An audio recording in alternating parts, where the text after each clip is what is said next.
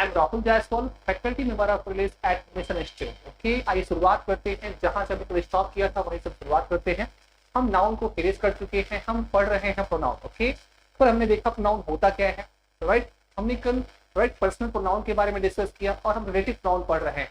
कुछ क्वेश्चंस हम डिस्कस किए थे, आज हम कुछ क्वेश्चंस और डिस्कस करेंगे। रिलेटिव प्रोनाउन एक अच्छा टॉपिक है, यहाँ से बहुत सारे क्वेश्चंस एग्जाम में पूछे जाते हैं, राइट। तो आइए कुछ अच्छे क्वेश्चन के साथ हम डिस्कस करेंगे। ऐसा हुआ तो क्यों, बड़े लॉजिक के साथ उसको समझेंगे और आपको हम इंग्लिश पढ़ाएंगे पूरे बेसिक से एडवांस तक, राइट। चीजें पूरी समझ में आएंगी आपको और वीडियो को पूरा देखिए और अंत तक देखिए। आइए शुरुआत करते हैं। प्रोनाउन चैप्टर हम पढ़ रहे हैं relative pronoun.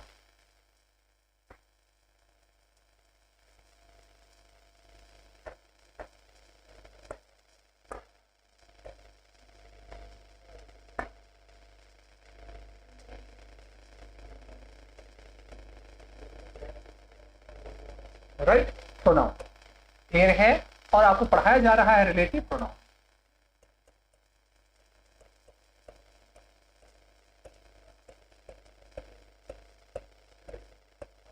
Right, relative pronoun. Okay, तो हमने डिस्कस किया था कि कितने होते हैं, बेसिकली 4 होते हैं। हु होता है, हुम होता है, व्हिच होता है और दैट होता है। ऑलराइट, कितने होते हैं, ये 4 होते हैं। हु होता है, हुम होता है, व्हिच होता है और क्या होता है, और होता है that. There are 4 relative pronouns, who, whom, which और दैट। ऑलराइट, ये होते हैं 4 प्रकार के। तो आइए शुरुआत करते हैं। अब आप हु का यूज कहाँ किया जाता है डिस्कस किया गया है। हुम का यूज हम कहाँ करते हैं भी आपको पढ़ाया गया है। हु और हुम का यूज बेसिकली किया जाता है किसके लिए, इसका यूज किया जाता है ह्यूमन बींग्स के लिए, राइट। हु और हुम का यूज किया जाता है ह्यूमन बींग्स के लिए, व्हिच का यूज किया जाता है एनिमल्स या नॉन लिविंग के लिए, और जो दैट होता है, दैट का यूज हम करते हैं किसके लिए, दैट एक ऐसा रिलेटिव प्रोनाउन होता है जिसका यूज आप ह्यूमन बींग्स के लिए भी करते हो और आप नॉन लिविंग ऑब्जेक्ट्स के लिए भी करते हो और आप जरूरत पड़ने पे एनिमल्स के लिए भी किया जाता है। तो देन क्या है, एक कॉमन रिलेटिव प्रोनाउन होता है जो सबके साथ फिट हो जाता है, सबके साथ सेट हो जाता है। लेकिन कुछ अंतर होता है दैट और हु में, तो आइए उस अंतर को ही हम समझते हैं, राइट। कुछ ऐसी सिचुएशंस होती हैं जहां पे आप दैट का यूज नहीं कर पाओगे, आपको हु का यूज करना होगा या व्हिच का यूज करना होगा या हुम का यूज करना होगा। वो सिचुएशंस कौन कौन सी होती हैं, किस सिचुएशन में हम दैट का यूज नहीं कर पाते, आइए डिस्कस करते हैं। ओके, एग्जाम में नॉर्मली आपसे कभी कभी ऐसे क्वेश्चन डिस्कस कर लिए जाते हैं जो आपने कभी पढ़ा ही नहीं होता। तो पढ़ाई करते समय हमें हमेशा अपडेट रहना चाहिए। जो आसान चीजें हैं वो भी पढ़नी चाहिए और जो डिफिकल्ट चीजें होती हैं जो जनरली डिस्कस नहीं की जाती वो भी पढ़नी चाहिए, ताकि एग्जाम में कहीं से भी हमारा कोई फॉल्ट ना आ पाए। तो ये शुरुआत करते हैं कि किस सिचुएशन में हम दैट का यूज नहीं कर पाएंगे, हम यूज करेंगे इसको हु का, हुम का या व्हिच का। आइए शुरुआत करते हैं।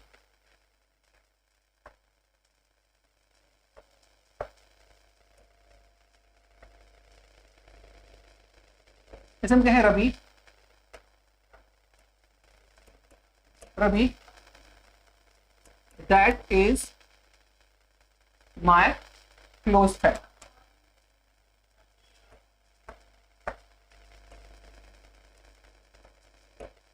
My close friend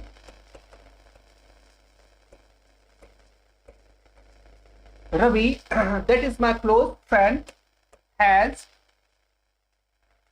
not come to school today.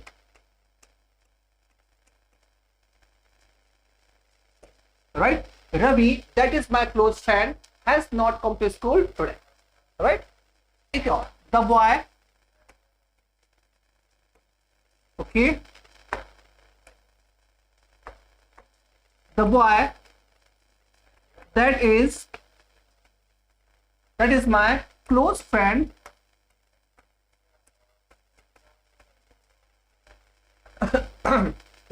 the boy that is my close friend has not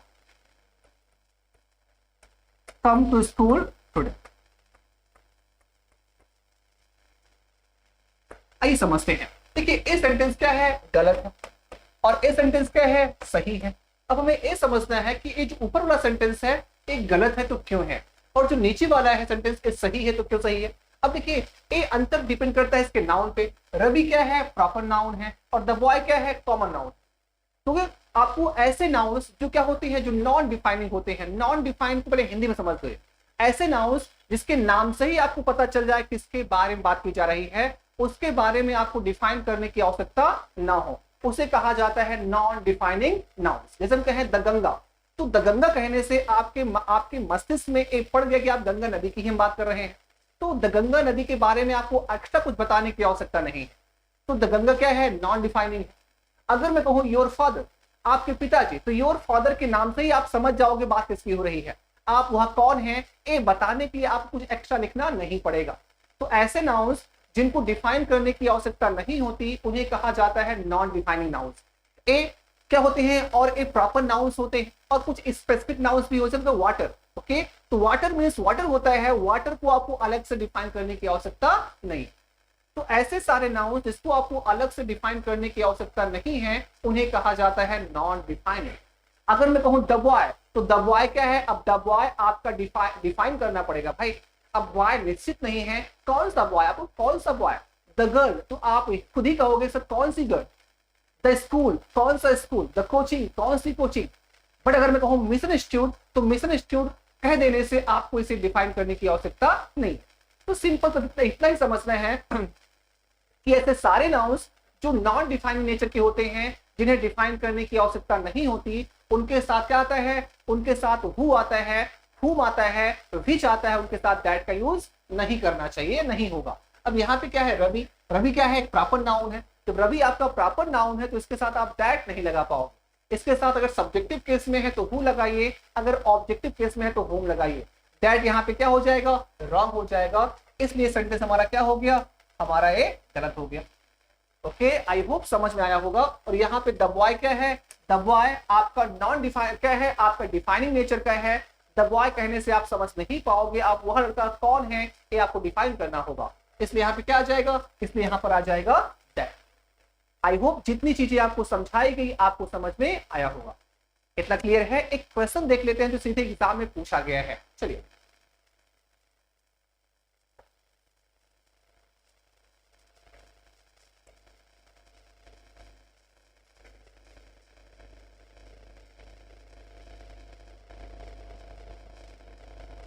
अगर मैं कहूं the Ganga, the Ganga that emerges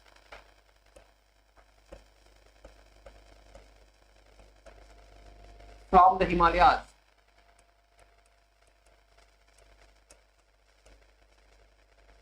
the Ganga that emerges from the Himalayas is considered to be the holiest river, the holiest river of India.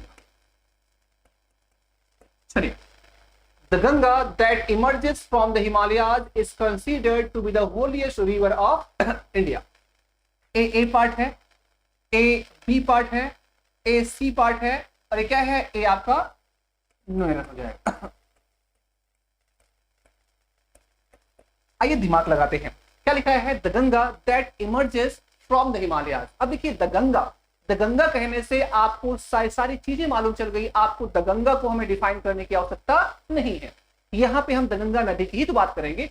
Okay, देखो अब जो चीजें क्या होती हैं, नॉन डिफाइंड नेचर की होती हैं, जिसे अलग से आपको समझाना नहीं पड़ता, अलग से हमें डिफाइन करने की आवश्यकता नहीं होती, उन्हें कहा जाता है नॉन डिफाइनिंग। और इनके साथ कभी आप दैट का यूज नहीं करोगे।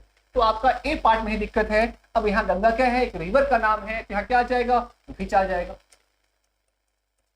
ओके, तो यहाँ फिच लगाना पड़ेगा, दैट से यहाँ पे काम नहीं चलेगा। तो यही सब चीजें आपको समझनी होगी, राइट। बाकी क्या है, गलती आपका ए पार्ट में है। तो ये होना चाहिए, the Ganga which emerges from the Himalayas is considered to be the holiest river of India.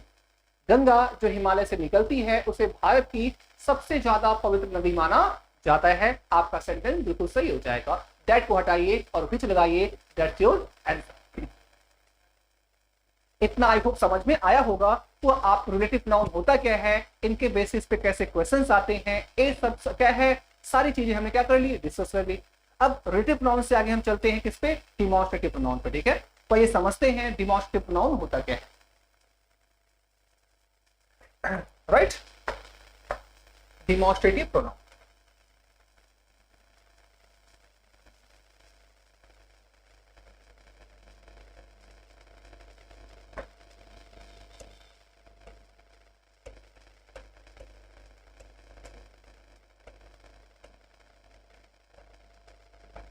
Demonstrative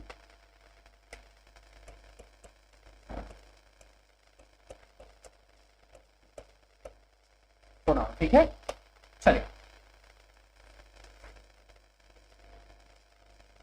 यहां मैं एक बार और लिख दे रहा हूं, demonstrative pronoun.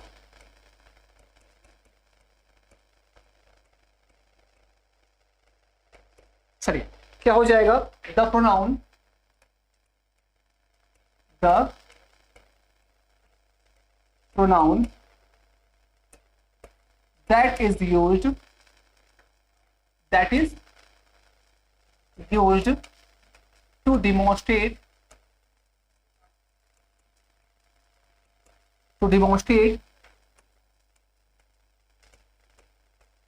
someone or something is called demonstrative pronoun. Okay, example: this, that, these, those। इसको पहले समझाते हैं हिंदी में। क्या लिखा हुआ है, डिमॉन्स्ट्रेटिव प्रोनाउन। इसे हिंदी में कहा जाता है संकेतवाचक सर्वनाम। क्या बोलते हैं, इसे हिंदी में कहा जाता है संकेतवाचक सर्वनाम। परिभाषा क्या है, the pronoun that is used to demonstrate someone or something is called demonstrative pronoun।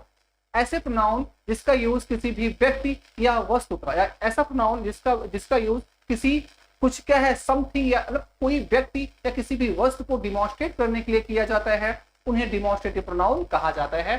Demonstrate का मतलब होता है इंडिकेट। ओके, उनको इंडिकेट करने के लिए किया जाता है, उनको संकेत करने के लिए किया जाता है, उसे ही कहा जाता है डिमॉन्स्ट्रेटिव प्रोनाउन। तो कितने होते हैं, ये बेसिकली होते हैं चार। कितने होते हैं, चार होते हैं। दिस हो गया, दैट हो गया, दीज हो गया और दोज हो गया। राइट, यही चार होते हैं। एग्जांपल देख लेते हैं। ठीक, जैसे this is my class. Okay, that is your class. अब देखिए दिस और दैट, अब हमें ये समझना है दिस और दैट और दीज और दोज का यूज कहां किया जाता है। दिस और दैट दोनों क्या होते हैं, सिंगुलर होते हैं। दीज और दोज ये दोनों क्या होते हैं, ये दोनों होते हैं प्लूरल।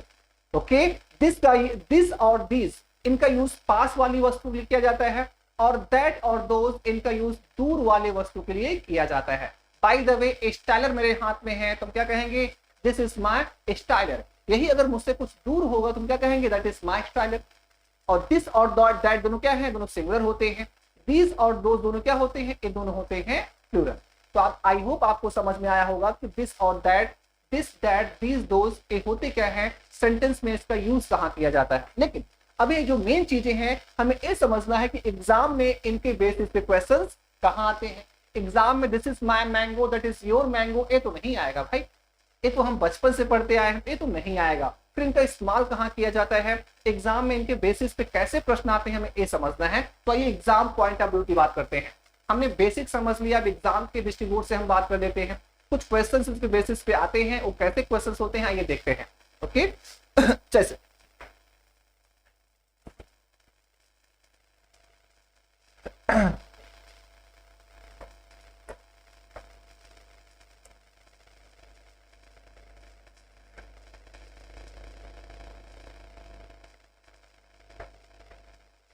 अगर मैं कहूं द क्लाइमेट ऑफ पटना, या the climate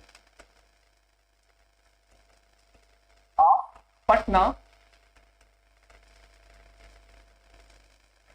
is hotter.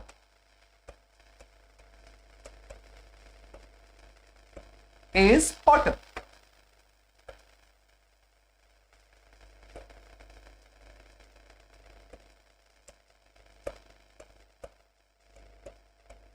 Hotter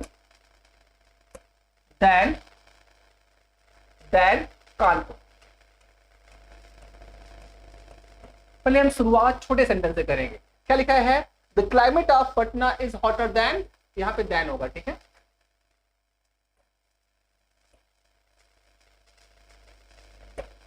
hotter than Kanpur. A part है, ए बी पार्ट है, और ये क्या है? सी पार्ट है। आखिरी क्या हो जाएगा? नो एरर हो जाएगा। आइए समझते हैं इसमें गलत क्या है। क्या लिखा हुआ है? The climate of Patna is hotter than Kanpur.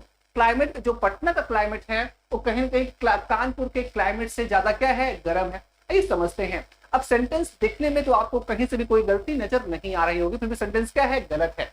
अब गलत क्या है समझाते हैं। देखो, जो तुलना होती है हमेशा सेम चीजों में होती है।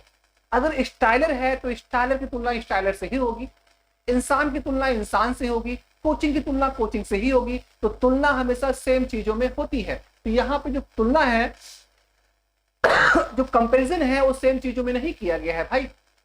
यहाँ पे हम कंपेयर क्लाइमेट की कर रहे हैं। यहाँ पे कंपेयर जो किया गया है क्लाइमेट का, कानपुर के क्लाइमेट से कंपेयर होना चाहिए। हमने क्या किया है? हमने क्लाइमेट की तुलना कानपुर से कर दिया है भाई। तो ये तुलना क्या है? जो कंपैरिजन है ये मिसमैच्ड है, ये सही नहीं है, राइट। क्लाइमेट की तुलना हम क्लाइमेट से ही करेंगे, तो इसका आंसर होगा, गलती बेसिकली तो सी पार्ट में है। अब सी पार्ट में क्या गलती है, इसका आंसर क्या होगा, ये देख लेते हैं। इसे सही से लिखा जाएगा यूं,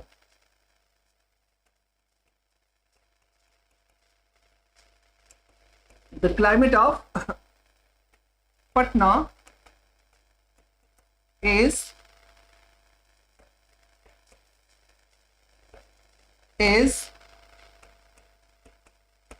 hotter than the climate of Kanpur. अब सही है। लिखा है अब हमने क्या किया? अब हमने पटना के क्लाइमेट की तुलना कानपुर के क्लाइमेट से कर दिया। अब क्लाइमेट की तुलना क्लाइमेट से की गई, सेंटेंस क्या हो गया? सही हो गया। लेकिन अभी भी कुछ प्रॉब्लम्स है। हम लोग क्या पढ़ रहे हैं? हम लोग पढ़ रहे हैं प्रोनाउन। अब आपको पता गया है प्रोनाउन का यूज क्यों किया जाता है। प्रोनाउन का यूज किया जाता है नाउन के रेपिटेशन को रोकने के लिए। अब यहां भी क्लाइमेट है और यहां भी क्लाइमेट है। अगर स्टैंडर्ड देखा जाए तो सेंटेंस गलत हो गया है भाई। अब एक बार आपने क्लाइमेट का यूज कर लिया है, दोबारा आप क्लाइमेट का यूज मत करिए ना। अब क्लाइमेट के स्थान पर जो इसका प्रोनाउन है उसका यूज करिए। तो उसी लिए अब यह रोल क्या हो जाता है? हो जाता है क्रूशल। तो इस सिचुएशन में हमारे पास दो प्रोनाउन होते हैं। एक तो होता है दैट, एक होता है क्या? दैट होता है, एक होता है दोज। अब हमें ये समझना है दैट का यूज कहां किया जाएगा और दोज का यूज कहां किया जाएगा। ऐसे समझाते हैं। अगर जो कंपेयर, जिससे आप कंपेयर कर रहे हो वो कोई सिमिलर है, तो आप क्या यूज करेंगे? आप लगाएंगे दैट।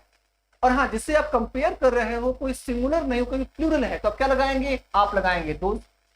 That's it.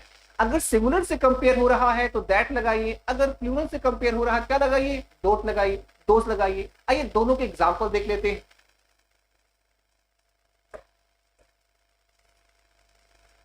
तो ये सेंटेंस कहीं कहीं आपको एग्जाम में अगर ये लिखा है तो गलत नहीं है, लेकिन क्या है, एग्जाम में ये नहीं आएगा भाई, आपको दैट लगाना पड़ेगा। क्योंकि यहाँ भी क्लाइमेट है, यहाँ भी क्लाइमेट को रिपीट कर दिया है ना, और इनको रिपीट मत करिए, इनके बदले इनका प्रोनाउन लगाइए। तो क्या हो जाएगा ये देख लेते हैं।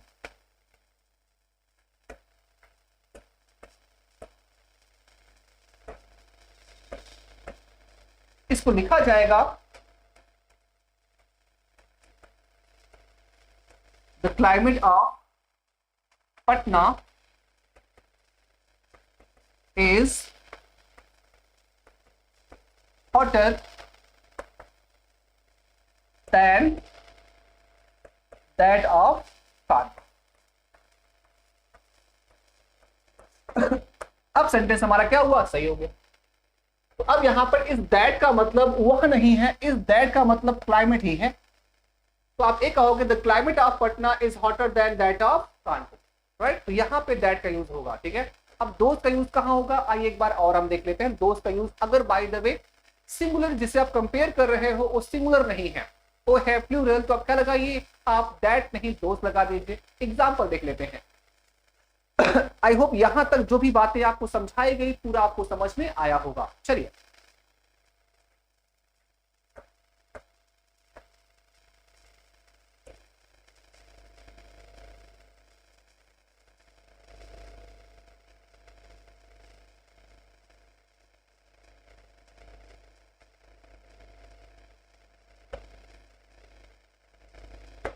चलिए अगर मैं कहूं the mangoes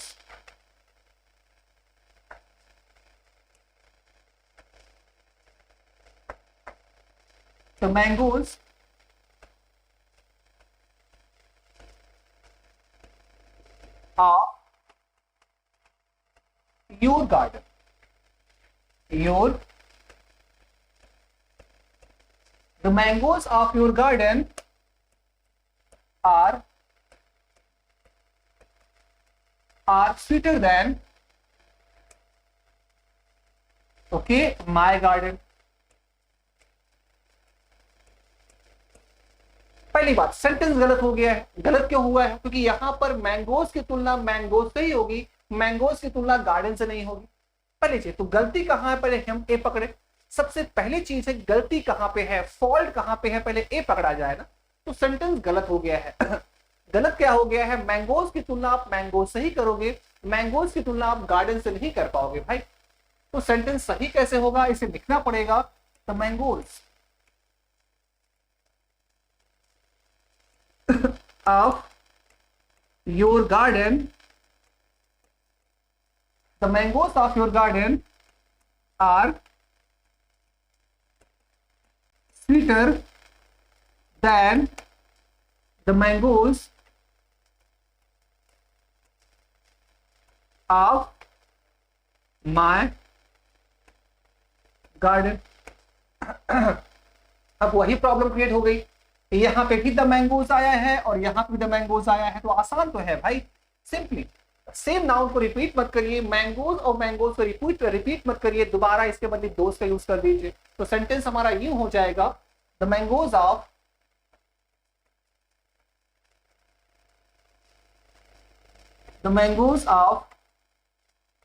your garden are sweeter than those of mine। Very good. अब देखो मैंगोज के स्थान पे क्या लिख दिया हमने दोस्त लिख दिया, और माय गार्डन के स्थान पे क्या लिख दिया, माइन लिख दिया। तो माइन का मतलब क्या है, माइन का मतलब माय गार्डन से ही तो है। ओके अगर आप दोज ऑफ मैंगोज को एलाबोरेट करेंगे, अगर आप दोज ऑफ मैंगोज को क्या करेंगे, विस्तार में लिखेंगे, तो यही तो आ जाएगा ना। दोज ऑफ माइन का मतलब क्या है, दोज ऑफ माइन का मतलब तो यही है ना कि दोज मींस क्या है, द मैंगोज है। द मैंगोज ऑफ, और माइन मींस क्या है, माइन का मतलब माय गार्डन से ही तो है, the mangoes of my garden. अंतर इतना है, यहां पे नाउन का यूज किया गया है, लेकिन नाउन का यूज आपको नहीं करना है। अगर प्रोनाउन पढ़ रहे हैं तो नाउन के बदले प्रोनाउन का यूज करिए ना। यहां क्या कर दिया, यहां प्रोनाउन का यूज कर दिया है। राइट तो आपका जो स्टैंडर्ड है लैंग्वेज का वही हो जाएगा the mangoes of your garden are sweeter than those of mine. Those of mine का मतलब ही है the mangoes of my garden. I hope इतना आपको समझ में आया होगा। तो ऐसे ही क्वेश्चंस देता है राइट, डिमॉन्स्ट्रेटिव नाउन से ऐसे ही क्वेश्चंस आते हैं। राइट दिस का मतलब यह होता है, दैट का मतलब वह होता है, वो यहां से क्वेश्चन नहीं पूछेगा आपसे। आई होप डिमॉन्स्ट्रेटिव नाउन क्या होता है आपको समझ में आया होगा। बेसिकली 4 होते हैं, दिस दैट दीज दोस। आगे चलते हैं, हम बात करते हैं डिस्ट्रीब्यूटिव प्रोनाउन का।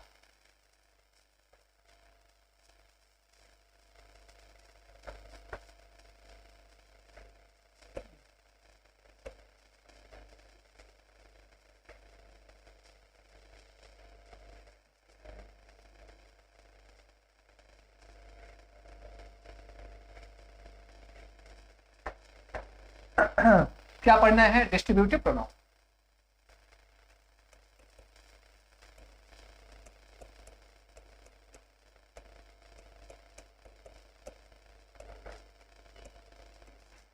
राइट। डिस्ट्रीब्यूटिव प्रोनाउन क्या होता है आइए समझते हैं, राइट। It's a pronoun. आइए इसकी पहले इसकी परिभाषा देखते हैं।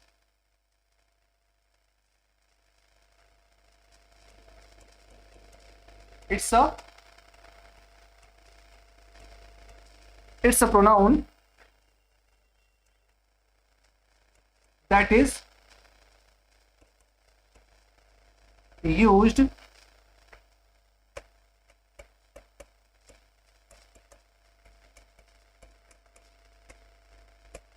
to distribute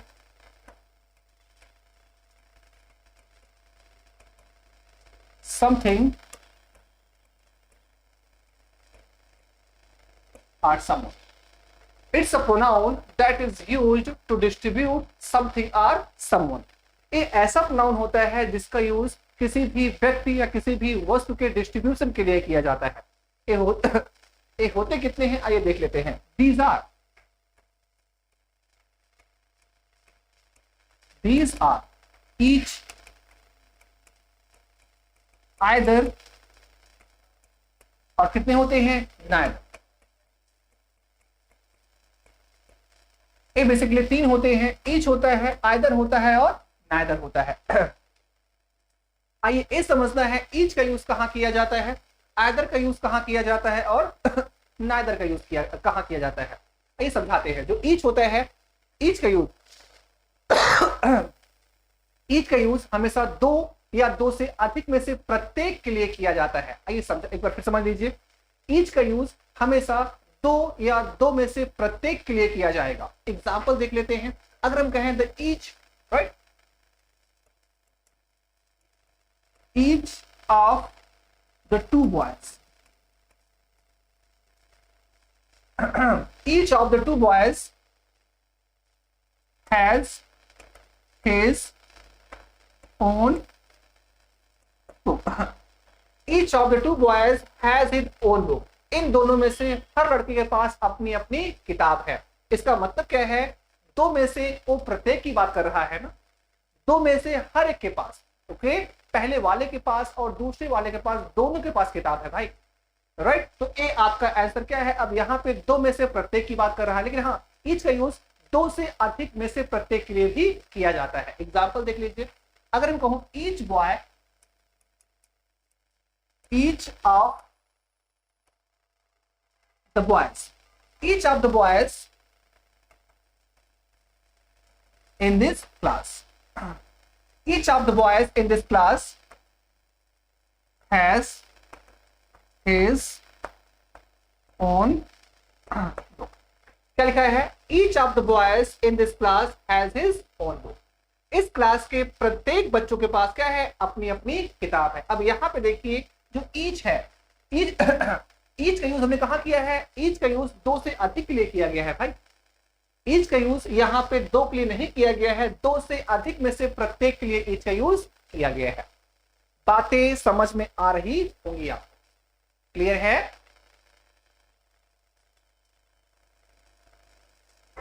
इतना क्लियर। तो ईच का यूज 2 से अधिक में से प्रत्येक के लिए या 2 में से प्रत्येक के लिए किया जाता है। एग्जाम्पल आपके सामने है, ओके। अब हम बात करते हैं आइदर का यूज कहां किया जाएगा और नाइदर का यूज कहां किया जाएगा। आइए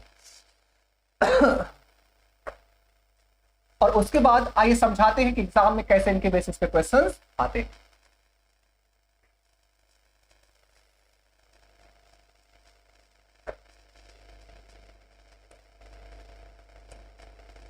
use of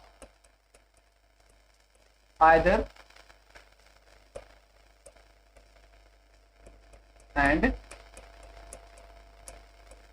neither. Use of either and neither. Either का यूज कहां किया जाएगा और नाइदर का यूज कहां किया जाएगा। देखो आइदर और नाइदर इनका यूज स्पेसिफिकली 2 के लिए होता है। आइदर का मतलब होता है एनी वन ऑफ द 2, 2 में से कोई एक। Either means either means any one of the 2 और neither means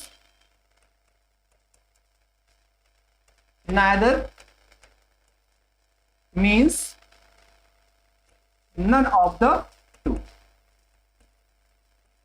इसकी हिंदी देख लो। आइदर का मतलब दो में से कोई एक होता है और नाइदर का मतलब दो में से कोई नहीं होता। तो बातें केवल दो के लिए ही की जा रही है ना। इन दोनों का एग्जाम्पल देख लीजिए। अगर मैं कहूं either of the to boys has his on bike, right. अब देखो यहां पे दो लड़के हैं कि बाइक क्या है, दो में से किसी एक के पास है, दोनों के पास नहीं है। Either of the boys has his own bike का मतलब क्या है, इन दो में से किसी एक के पास अपनी बाइक है, दोनों के पास बाइक नहीं है। अगर मुझे एक कहना हो कि इन दो में से किसी के पास भी अपनी बाइक नहीं है, तो क्या हो जाएगा, आप नाइदर का यूज करेंगे। ये हो जाएगा नाइदर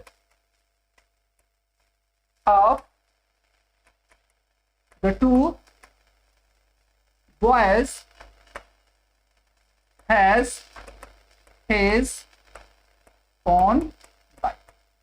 आपका ए भी सही है और ए भी सही है, क्योंकि यहां पे क्या है, दो में से किसी एक की बात हो रही है, यहां पे दो में से किसी की बात नहीं हो रही। यही इसका एग्जाम्पल है।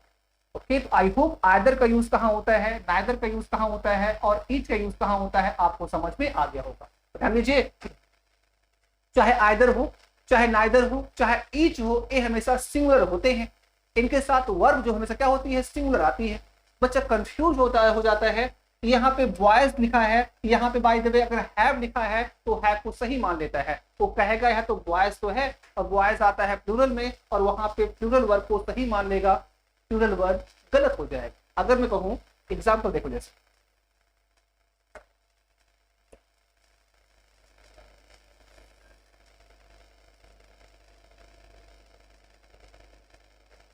अगर मैं कहूं आइदर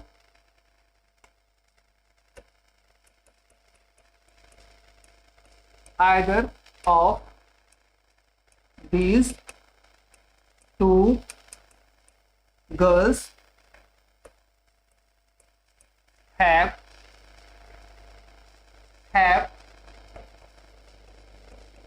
their own रूम। अब इन दो में से हर क्या है, इन दो में से किसी एक के पास अपना रूम है। अब देखिए यहां पर सेंटेंस हमारा गलत हो गया है, यहां पर हैव नहीं आएगा, पहली बात हैज लिखोगे आप। वजह क्या है, दो में से किसी आप एक की बात कर रहे हो ना, जो वर्ब आता है वर्ब इस आइदर के हिसाब से आएगा, इस टू गर्ल्स के हिसाब से नहीं आएगा। ओके, पहली बात यहां पे आप हैव नहीं लिखेंगे, हैज लिखेंगे। और हाँ, जब सिंगुलर ही होता है तो डियर क्या है, डियर तो होता है प्लूरल, आपको सिंगुलर लिखना पड़ेगा। यहाँ पे डियर के स्थान क्या लिखना पड़ेगा, आपको हर का यूज करना होगा। इसमें दो गलतियां थी, एक तो हैव हटाइए हैज लिखिए और डियर हटाइए हर लिखिए। बातें आई होप आपको समझ में आ रही होंगी। इतना क्लियर हुआ। आइए एक दो क्वेश्चंस देखते हैं जो आपके इसके। और हाँ देखिए, जो टू लिखा है आइदर और नाइदर के साथ टू कंपलसरी नहीं होता, इसे आप लिख भी सकते हो और हटा भी सकते हो। टू कोई कंपलसरी नहीं होता, इसे आप लिख भी सकते हैं और हटा भी सकते हैं, क्योंकि आइदर और नाइदर का मतलब ही स्पेसिफिकली टू के लिए किया जाता है। राइट, अब देखिए एग्जाम में पूछे गए कुछ सवाल।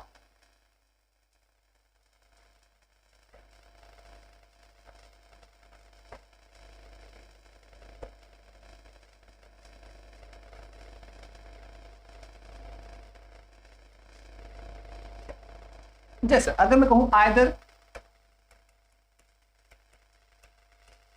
Of these three boys can do this work very well। क्या लिखा हुआ है, Either of these three boys can do this work very well। इन तीन लड़कों में से कोई भी एक लड़का इस काम को बड़े अच्छे से कर सकता है। ध्यान दीजिएगा, अब दिमाग लगाइए। अगर मैं कहूं ए पार्ट है, ए बी पार्ट है और ये क्या है, सी पार्ट है, आखिरी क्या हो जाएगा, आखिरी हो जाएगा नो एरर।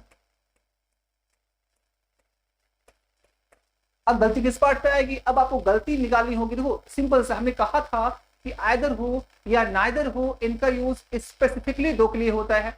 अगर दो से ज्यादा हो जाए तो ना तो आप आइदर का यूज कर पाओगे और ना ही नाइदर का यूज कर पाओगे।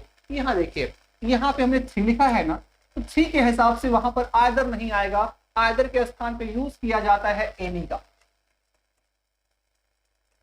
आइदर के स्थान पे आप एनी का यूज करोगे और नाइदर के स्थान पे आप नन का यूज करोगे, तो आपका आंसर हो जाएगा any of this three boys. क्या हो जाएगा? एनी ऑफ these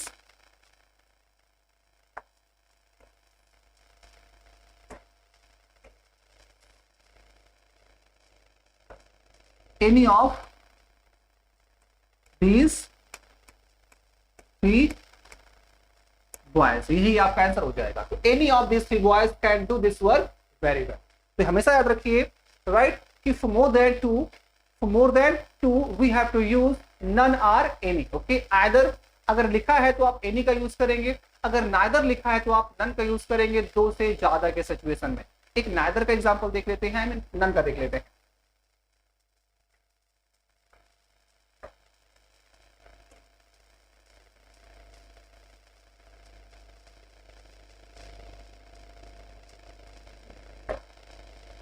समझते हैं? Neither of these five books, neither of these five books help you solve this problem। क्या लिखा हुआ है कि neither of these five books help you solve this problem। अगर मैं इसको ए बी सी में बांटू, ए पार्ट, बी पार्ट और सी पार्ट, आखिरी क्या हो जाएगा? आखिरी हो जाएगा नोएडा। अब देखिए यहां पर साफ साफ लिखा है दीज फाइव बुक्स ना, इन पांचों किताब में से कोई भी किताब आपकी इस समस्या को हल करने में सहायता नहीं करेगी। सबसे पहले सेंटेंस का मतलब क्या है वो समझिए। Okay, neither of this five books help you solve this problems का मतलब हो जाएगा इस समस्या का समाधान करने में इन पांचों किताबों में से कोई भी किताब आपकी सहायता करने वाली नहीं है। इसका आंसर हो जाएगा। तो जब आप दिमाग लगाओगे, आपको शुरुआत से ही बताया जा रहा है नाइदर हो या आइदर हो, इसका यूज टू के लिए किया जाता है। अगर दो से ज्यादा आ गए हैं तो आइदर को रिप्लेस करिए एनी से और नाइदर को रिप्लेस करिए किससे? नन से। तो यहाँ पे जब फाइव आ ही गया है तो क्या करो आप नाइदर को हटाओ और क्या लिखो? नाइदर को हटाओ और लिख दो नन। आपका आंसर हो जाएगा। इतना क्लियर है? तो आई थिंक आपको डिस्ट्रीब्यूटिव प्रोनाउन भी समझ में आया होगा। क्लियर? तो डिस्ट्रीब्यूटिव प्रोनाउन क्या होता है ये भी समझ में आया, डिमॉन्स्ट्रेटिव क्या होता है ये भी समझ में आया, रिलेटिव क्या होता है ये भी समझ में आया, और क्या होता है पर्सनल प्रोनाउन क्या होता है ये भी समझ में आया। आइए हम बात करते हैं इंडेफिनिट प्रोनाउन की। नंबर 5 क्या है? Indefinite pronoun. पर इसकी परिभाषा को समझ लेते हैं, फिर कुछ होते क्या है वो समझाएंगे, फिर एग्जाम में कैसे क्वेश्चंस आते हैं ये भी समझा देंगे। ठीक है, चलो number 5 indefinite pronoun.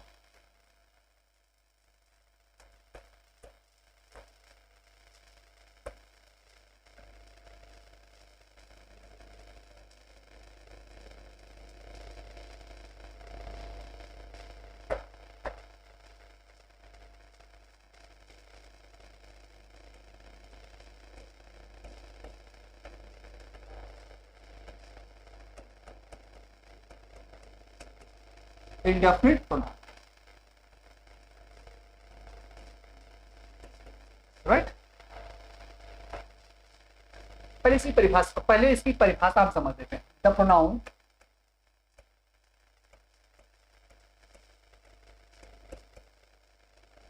that is used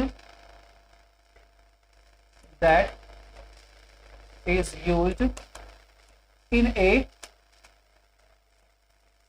general way, not in a specific way,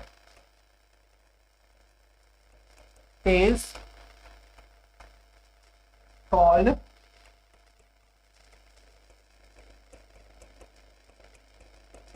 indefinite pronoun। क्या लिखा हुआ है? The pronoun that is used in a general way not in a specific way is called indefinite pronoun.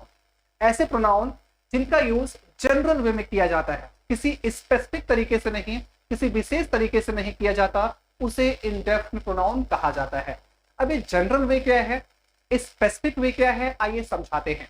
Okay, तो वहां से आपको पहले इसकी परिभाषा समझ में आ जाएगी। जब परिभाषा समझ में आ ही जाएगी तो एग्जाम्पल भी हम समझ लेंगे। जैसे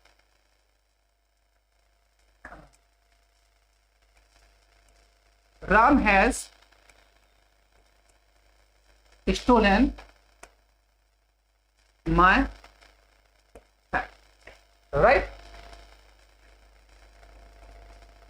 He has not come to school today. एक और एग्जाम्पल लिखते हैं। Someone has stolen my pen today। नहीं समझाते हैं, एग्जाम्पल से हम समझाएंगे तो आप एक बार में ही समझ में आ जाएगा आपको। Ram has stolen my pen, he has not come to school today.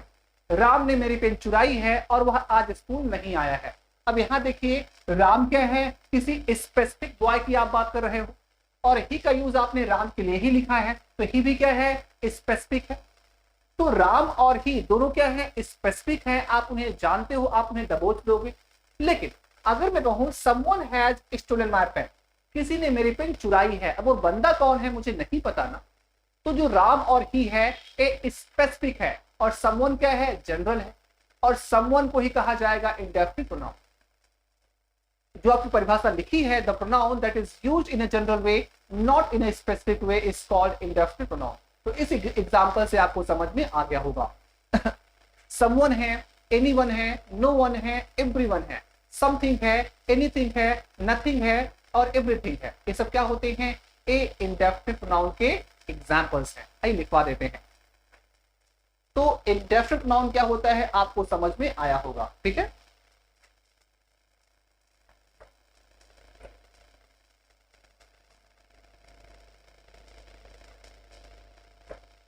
जैसे समवन है,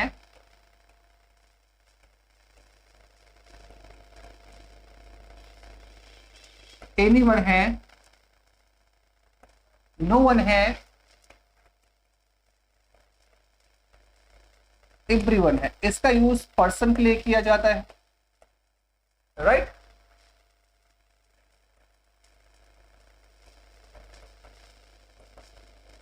समथिंग है,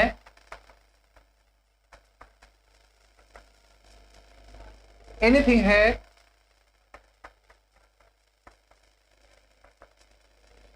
नथिंग है और क्या है,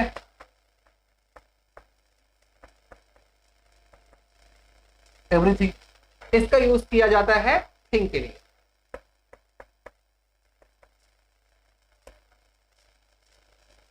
राइट? तो समवन है, एनीवन है, नो वन है, एवरीवन है। इसका यूज किया जाता है पर्सन के लिए। समथिंग है, एनीथिंग है, नथिंग है, एवरीथिंग है। इसका यूज किया जाता है वस्तु के लिए, राइट? और हाँ, ये भी आपको बताना है कि ये सारे क्या होते हैं, ये सारे सिंगुलर होते हैं। क्या होते हैं? ये सारे सिंगुलर होते हैं। इनके साथ आपको सिंगुलर वर्ब ही लगाना होगा। You can not use plural verbs with that. आप इनके साथ प्लूरल वर्ब नहीं लगा सकते। एक एग्जांपल देखेंगे तो हम आपको और अच्छे समझा पाएंगे। जैसे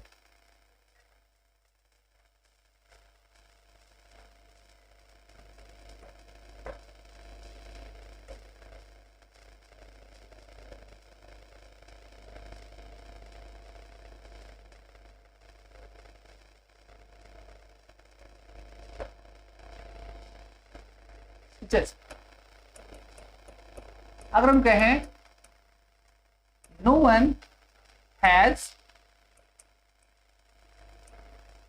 attended the class today. No one has attended the class today. अब यहां पे देखिए, यहां पे नो वन आया है ना, तो हमने क्या किया है, नो वन के साथ हमने हैज का यूज किया है। हम हैव का यूज नहीं कर सकते भाई। बातें समझ में आ रही है ना? ये हमेशा क्या होते हैं, सिंगुलर होते हैं। इनके साथ जो वर्ब आता है वो सिंगुलर आएगा। राइट, कभी इनके साथ प्लूरल वर्ब का यूज आप नहीं कर पाओगे। कुछ क्वेश्चन देख लेते हैं जो इनके साथ पूछे जाते हैं।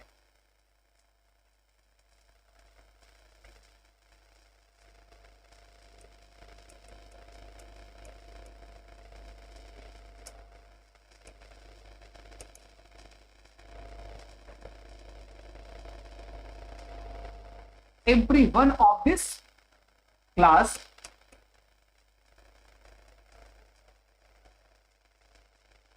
right,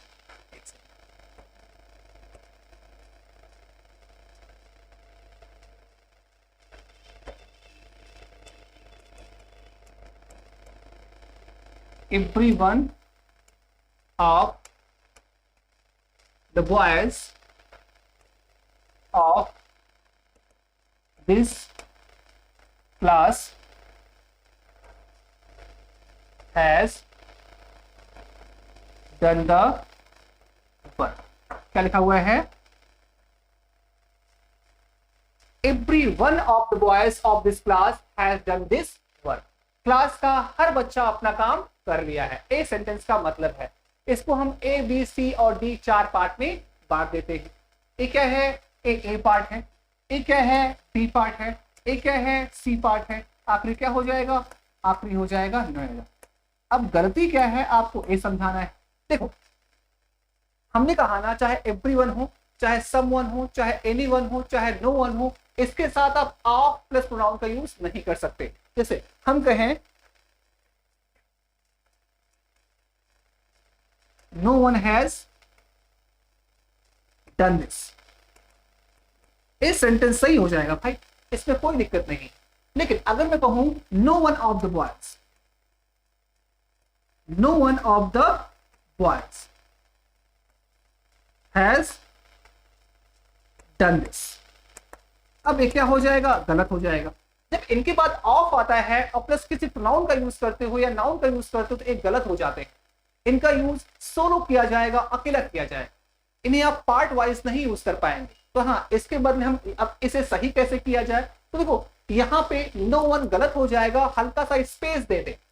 अगर मैं कहूं नो वन यहां पे गलत है लेकिन अभी स्पेस दे दो ना, नो वन, अब सही हो जाएगा। तो नो वन का मतलब क्या होता है? No one is not equal to no one, right. जब ऑफ के साथ लगाना होता है तो हम स्पेस देके लिखते हैं, हम उनको कंबाइन नहीं लिख सकते। अब यहां देखिए, अगर मैं कहूं, अब वही चीज हमने यहां पे गलती की है, एवरीवन ऑफ द बॉयज हमारा सेंटेंस गलत हो जाएगा। आपको स्पेस देके लिखना होगा, आपको लिखना होगा एवरीवन ऑफ द बॉयज। यहां पे एवरीवन गलत है, यहां पे आपको लिखना होगा एवरीवन। अब देखिए एवरी और वन में क्या आ गया? स्पेस आ गया ना, अब सही हो जाएगा। एक बारीकी आप दिमाग में रखिए, यहां से एग्जामिनर क्वेश्चन पूछ लेता है तो बच्चे कंफ्यूज हो जाते हैं और समझ नहीं पाते। तो एक छोटी छोटी चीजें आपको दिमाग में रखनी होगी। एवरी वन अलग होता है, एवरी प्लस स्पेस जब लगाओगे तो उसका मतलब अलग हो जाता है, तो वहां पे आप नहीं लिख सकते एवरी वन। ओके, एक सेंटेंस हम और देख लेते हैं। और हाँ, हमने क्या कहा, जो एवरी वन होता है जिसमें स्पेस आप नहीं लगाते, इसका यूज केवल आप व्यक्तियों के लिए करोगे। लेकिन जब एवरी वन का यूज आप स्पेस के साथ करोगे तो एक व्यक्तियों और वस्तुओं दोनों के साथ आ जाता है। एग्जाम्पल हम देखते हैं तो आप और सही समझ जाओगे।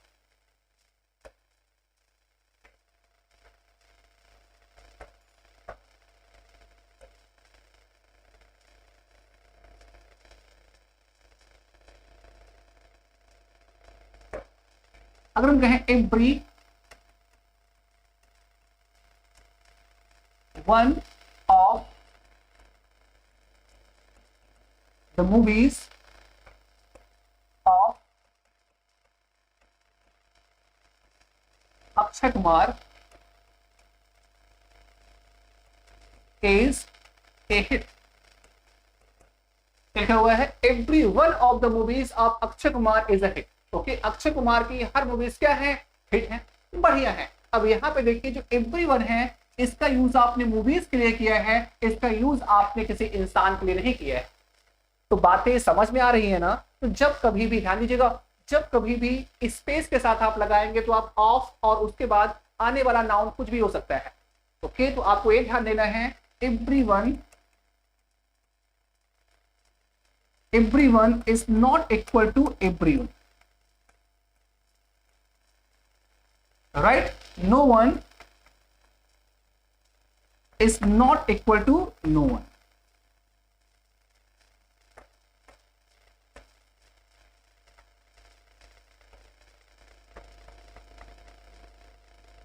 अरे यार स्पेस देना होगा,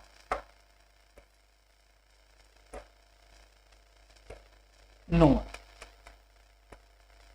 right, everyone is not equal to everyone और no one is not equal to no one। Okay, इसका यूज ध्यान दीजिएगा, इसका यूज आप केवल किसके लिए करेंगे, केवल पर्सन के लिए करेंगे, और इसका यूज ए नो वन है और ए नो वन है, इसका यूज आप पर्सन के लिए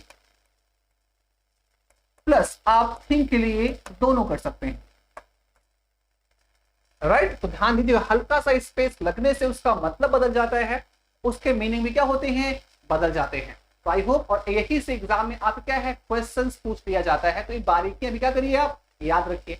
ओके, तो आज हमने पढ़ा क्या, आज हमने पढ़ा पर्सनल प्रोनाउन में, राइट, वो तो हो चुका था, हमने रिलेटिव प्रोनाउन कुछ अच्छे क्वेश्चंस किए थे, उसके बाद आपको पढ़ाया गया क्या है, उसके बाद पढ़ाया गया आपको डिमॉन्स्ट्रेटिव प्रोनाउन, उसके बाद डिस्कस किया गया डिस्ट्रीब्यूटिव प्रोनाउन, उसके बाद कुछ अच्छे क्वेश्चंस कराए गए और कुछ अच्छा क्या है कुछ ओके और बढ़िया कॉन्सेप्ट पढ़ाया गया क्या इंडेफिनिट प्रोनाउन का, कि ये होते क्या है, कैसे सेंटेंस में यूज किए जाते हैं, राइट। तो ये सारी चीजें आपको डिस्कस की गई विद एग्जांपल्स। ओके, तो आई होप ये वीडियो आपको अच्छा लगा होगा, राइट। हाँ, वीडियो को आप पूरा अंत तक देखिए, जो भी चीजें आपको नहीं समझ में आती आप मैसेज कर सकते हो, राइट, बराबर देखिए। और हाँ, अगर वीडियो अच्छी लगी हो तो आप लाइक करिए और हमारे यूट्यूब चैनल को आप सब्सक्राइब करिए और बेल आइकन मत बेल आइकन बराबर दबाइए ताकि वीडियो की लेटेस्ट अपडेट आपको मिलती रहे। टिल देयर, ओके, आज के लिए इतना ही, मिलते हैं कल, बाय, टेक केयर।